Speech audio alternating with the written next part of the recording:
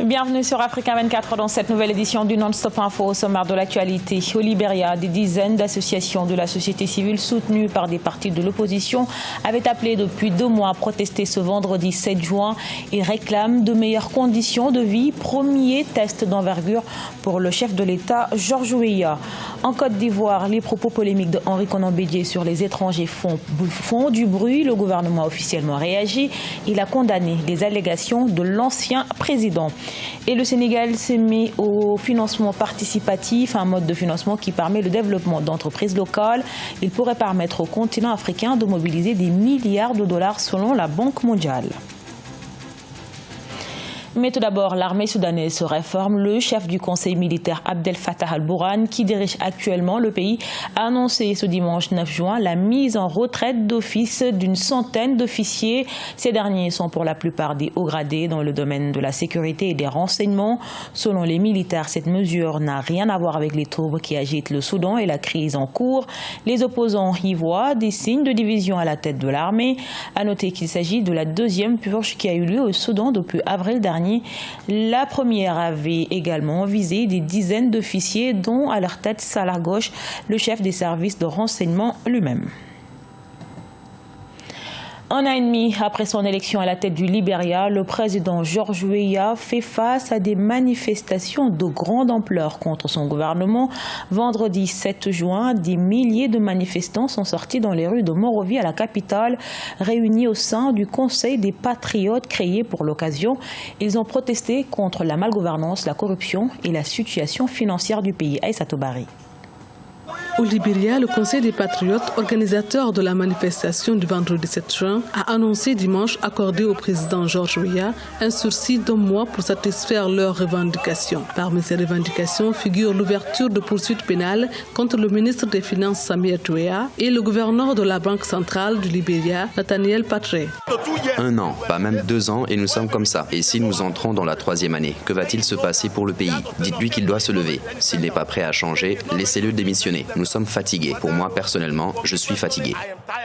Les élections qui ont porté Georges Weah au pouvoir avaient suscité beaucoup d'espoir. Après plus d'1 année à la tête du pays, les promesses tardent à se concrétiser, d'où la grogne populaire et des opérations monétaires hasardeuses conduites par la Banque centrale du Libéria n'ont fait qu'aggraver la situation. Le peuple libérien définira lui-même son destin et ce sera l'appel de la démission du président parce qu'il n'a aucune idée pour diriger les affaires de l'État. Sous sa direction, les masses populaires souffrent. Le président Georges Weah a annoncé des réformes pour apaiser la population, notamment le changement à la direction de la Banque centrale, intensifier la lutte contre la corruption et à maintenir la priorité accordée à l'éducation, à la santé et aux infrastructures. Des mesures jugées insuffisantes pour cet État qui a longtemps souffert de la guerre selon les analystes. Le centre du Mali cible d'un nouveau massacre dans la commune rurale de Sanga. Une attaque a coûté la vie à 95 personnes et ravagé le village d'Ogon-Sobané. C'était dans la nuit de dimanche à lundi. L'attaque n'est pour le moment pas été revendiquée, mais le gouvernement privilégie la piste terroriste. Depuis 2015, les violences se sont propagées du nord au centre du pays et même parfois au sud. Elles se concentrent surtout dans le centre, se mêlant très souvent à des conflits intercommunautaires. On écoute à ce propos Bouré Massoulo, le porte-parole de Sauvon, la région de Moti. Les attaques ont commencé à partir de 17h et se sont arrêtées aux alentours de minuit. Donc c'est là où, selon le maire qui a fait le déplacement ce matin, qui s'est rendu sur le lieu dans le hameau, il a fait lui-même, selon lui, il a fait un décompte de 95 victimes. Et le ministère de la Défense a fait a donné le même nombre de victimes et 16 personnes portées disparues. Donc ce qui veut dire que le village est totalement rayé de la carte. Les maisons sont brûlées, les greniers sont calcinés, tout est brûlé. Donc c'est vraiment un carnage qui s'est produit après celui de Ouagassogou le 23 mars dernier. Donc là, on peut dire que le centre du Mali, ça chauffe.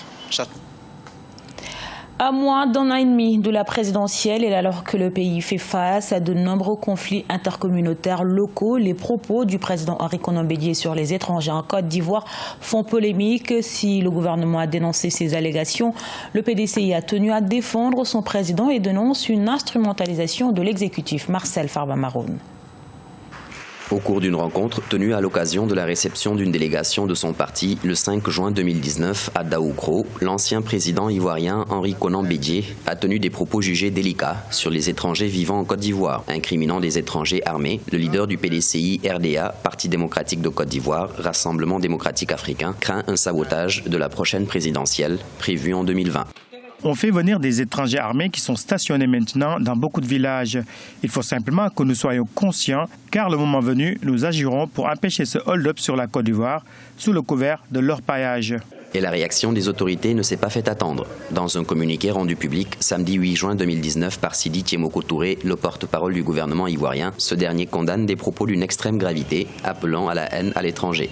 Le gouvernement est dans son rôle d'interpeller qui que ce soit pour que la cohésion sociale, la réconciliation nationale ou la paix relative de la Côte d'Ivoire soit une réalité du vivre ensemble. Sans discussion nationale dirigée par le gouvernement ivoirien, les ignorants étant les plus nombreux, c'est ceux-là qu'on peut manipuler et c'est ceux-là qui se tuent entre eux. Depuis 30 ans, toutes les crises qui sont arrivées, toutes les crises majeures, combien de leaders politiques, combien d'hommes politiques ont été pris à partie? Jamais. À quelques mois du scrutin présidentiel de 2020, le climat politique est tendu en Côte d'Ivoire, notamment entre le camp du président Alassane Ouattara et ses ex-alliés du PDCI, dirigé par Henri Konan Bédié, qui a rejoint l'opposition depuis son retrait du Rassemblement des Oufouettistes pour la démocratie et la paix. Le financement participatif a le vent en poupe au Sénégal. Ce mode de financement permet le développement d'entreprises locales sans trop de difficultés.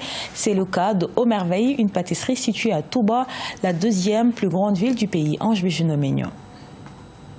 À Touba, ville située à 194 km de Dakar, la capitale sénégalaise, se trouve une pâtisserie du nom de Omerveille. Financée par le groupe d'investissement M&A Capital, cette pâtisserie haute de gamme est l'une des plus rares de la région. Son installation a pu se faire grâce à un mode de financement participatif employé par son principal investisseur. Au Sénégal, nous avons un gros problème. Il n'y a pas d'économie locale. Quand je dis économie locale, ça veut dire que tout est concentré sur Dakar. Alors que le potentiel est énorme. Ils ont été très pertinents, par exemple, de poser ce Omerveille à Touba, où il y a un pouvoir d'achat, il y a une demande, mais il n'y avait rien. Et donc c'est aussi une démarche extrêmement innovante et très intéressante d'investir hors de Dakar. Le financement participatif est un mode de financement qui n'est pas encore très répandu au Sénégal. Les prêts ou les investissements s'opèrent généralement entre des amis ou des connaissances. Il n'existe pas non plus de cadre réglementaire permettant de définir des règles de financement participatif qui pourtant est un défi majeur pour la croissance du pays. Avant, je partais jusqu'à Dakar où j'envoyais des gens à Dakar pour acheter de la bonne pâtisserie. Mais depuis que j'ai vu Omerveille, sincèrement, ce n'est plus le cas. Je viens me ravitailler ici quasiment tous les jours ou tous les 2 jours. Selon la Banque mondiale, l'Afrique pourrait toucher des milliards de dollars si elle venait à adopter le financement participatif comme mode d'investissement.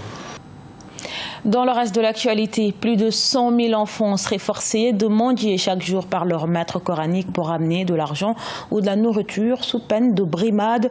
Dans un nouveau rapport, l'ONG Human Rights Watch dénonce les souffrances énormes des enfants appelés talibés au Sénégal. L'organisation exige au gouvernement l'arrêt de ces pratiques dans le pays. Ces abus et négligences auraient entraîné la mort d'une quinzaine de ces enfants ces dernières années. À noter que dans ce rapport contient également 150 interviews, des interviews de talibés et anciens talibés, mais aussi de maîtres coraniques, de travailleurs sociaux, de responsables gouvernementaux et de différents experts. Ce journal a été réalisé par l'ensemble de la rédaction. Merci pour votre fidélité. Retrouvez dans un instant une nouvelle édition de l'actualité sur Africa 24.